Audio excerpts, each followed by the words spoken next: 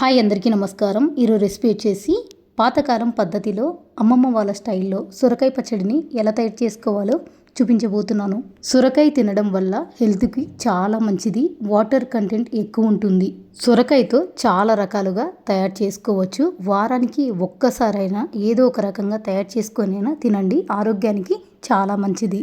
నేను తయారు చేయబోయే ఈ సొరకాయ పచ్చడి అన్నం, చపాతీ, రోటీ, దోశ ఎందులోకైనా సూపర్గా ఉంటుంది. మీరు కూడా ఈ పచ్చడిని ఒక్కసారైనా ట్రై చేయండి. మరి ఎలా తయారు చేసుకోవాలో వీడియోలో చూసేయండి. ఫ్రెండ్స్, సొరకాయ పచ్చడి తయారు చేయడం కోసం స్టవ్ మీద ఒక ప్యాన్ పెట్టుకొని ప్యాన్లోకి 1 టేబుల్ స్పూన్ నూనె అయితే వేసుకోవాలి.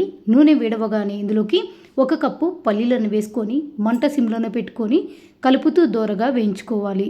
పల్లీలు మాడిపోయినా సరిగ్గా వేయించకపోయినా పచ్చడి అనేది అంత బాగుండదు.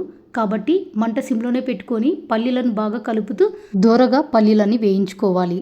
పల్లీలన్నీ ఇలా దోరగా వేగిన తర్వాత ఇందులోకి పచ్చడిలోకి కారానికి తగ్గట్టుగా ఒక 12 వరకు అయితే పచ్చిమిరపకాయలను వేసుకుంటున్నాను. ఇందులోనే 1 టీ స్పూన్ జీలకర్ర కూడా వేసుకొని పచ్చిమిరపకాయలను కూడా బాగా కలుపుతూ వేయించేసుకోవాలి. పల్లీలు, పచ్చిమిరపకాయలు, జీలకర్ర అంతా బాగా వేయించుకున్న తర్వాత వీటినన్నిటిని ఒక ప్లేట్లో తీసుకొని పక్కన పెట్టుకోవాలి. సేమ్ అదే ప్యాన్లోకి కొద్దిగా నూనె అయితే వేసుకోండి. నేనైతే ఇక్కడ వేయటం లేదు. ఇందులోకి 1 కప్పు సొరకాయ ముక్కలను వేసుకుంటున్నాను. పైనంతా తొక్కు తీసేసుకొని కట్ చేసుకొని వేసుకోవాలి. ఇందులోనే 1-2 టమోటాలను కట్ చేసుకొని వేసుకోవాలి. ఇందులోనే కొద్దిగా చింతపండు కూడా వేసుకోవాలి. చింతపండు వేయడం వల్ల పచ్చడి అనేది చెడిపోకుండా ఉంటుంది. అలాగే 1 పావు టీ స్పూన్ పసుపు కూడా వేసుకొని అంత బాగా కలిసేలాగా కలుపుకోవాలి. ఈ పసుపు సొరకాయ ముక్కలకు, టమోటాలకు అంత బాగా కలిసేలాగా కలుపుకున్న తర్వాత మంట సిమ్లోనే పెట్టుకొని ఈ ప్యాన్కి మూత పెట్టేసుకొని మధ్య మధ్యలో కలుపుతూ ఒక 2-3 నిమిషాలు ఈ సొరకాయ ముక్కలను మెత్తగేంత వరకు మగ్గించుకోవాలి. చూసారు కదా, సొరకాయ ముక్కలు, టమోటాలు ఇలా మెత్తగైన తర్వాత ఇప్పుడు స్టవ్ ఆఫ్ చేసుకొని ఈ ప్యాన్ పక్కన పెట్టుకుందాము. తర్వాత మిక్సీ జార్లోకి మనం ముందుగా వేయించి పెట్టుకున్న పల్లీలు, పచ్చిమిరపకాయలు, జీలకర్రను మిక్సీ జార్లోకి వేసుకోవాలి. ఇందులోనే పచ్చడికి సరిపడా సాల్ట్ అయితే వేసుకోవాలి. వేసుకొని మెత్తగా మిక్సీ పట్టుకొని తీసుకోవాలి. ఇలా పల్లీలు, పచ్చిమిరపకాయలు ఇలా మెత్తగా మిక్సీ పట్టుకున్న తర్వాత ఇందులోకి మనం ముందుగా వేయించి పెట్టుకున్న సొరకాయ ముక్కలు, టమోటాలను కూడా వేసుకొని మరీ మెత్తగా కాకుండా నేను ఇక్కడ చూపిస్తున్నట్టు ఈ విధంగా అయితే మిక్సీ చేసుకోండి. అప్పుడే పచ్చడి టేస్ట్ అనేది చాలా బాగుంటుంది. ఇలా పచ్చడిని మిక్సీకి ఈ విధంగా వేసుకున్న తర్వాత ఈ పచ్చడి అంతా ఒక బౌల్లోకి తీసుకుందాము.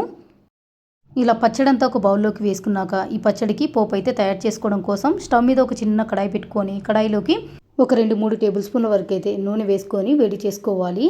ఇలా నూనె వేడవగానే ఇందులోకి 6-7 వరకు వెల్లుల్లిని పొట్టు తీసేసుకొని వేసుకోవాలి. ఇందులోనే ఆవాలు, జీలకర్ర, మినపప్పు కూడా వేసుకోవాలి. తర్వాత 1 ఎండుమిర్చి కూడా వేసుకొని మంట సిమ్లోనే పెట్టుకొని ఇవన్నీ బాగా కలుపుకుంటూ దోరగా వేయించేసుకోవాలి. పోపు దినుసులు అలాగే వెల్లుల్లిని కూడా దోరగా వేయించుకోవాలి. చూసారు కదా, పోపు దినుసులు, వెల్లుల్లి ఈ విధంగా దోరగా వేగిన తర్వాత ఇందులోకి కొద్దిగా కరివేపాకు కూడా వేసుకొని కలుపుకొని స్టవ్ ఆఫ్ చేసుకోవాలి. ఈ పోపుని ముందుగా తయారు చేసి పెట్టుకున్న పచ్చడిలోకి వేసుకొని కలుపుకోవాలి. అంతేనండి, ఎంతో సింపుల్గా చాలా టేస్టీగా సొరకాయ పచ్చడి అయితే రెడీ అయిపోయింది. తప్పకుండా ఒకసారి ట్రై చేసి చూడండి. ఈ పచ్చడి వేడి అన్నంలోకి కొద్దిగా నెయ్యి వేసుకొని కలుపుకొని తింటుంటే నిజంగా చెప్పాలి అంటే ఈ అన్నం అంతా కడుపు నిండా తినేయచ్చండి తృప్తిగా.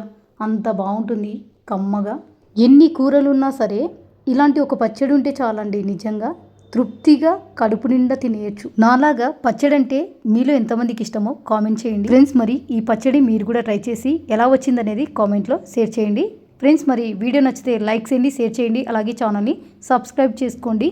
ఇంకా ఇలాంటి వెరైటీ రెసిపీస్ కోసం పక్కనున్న బెల్ ఐకాన్ని యాక్టివేట్ చేసుకోవడం మాత్రం మర్చిపోకండి. Thank you for watching.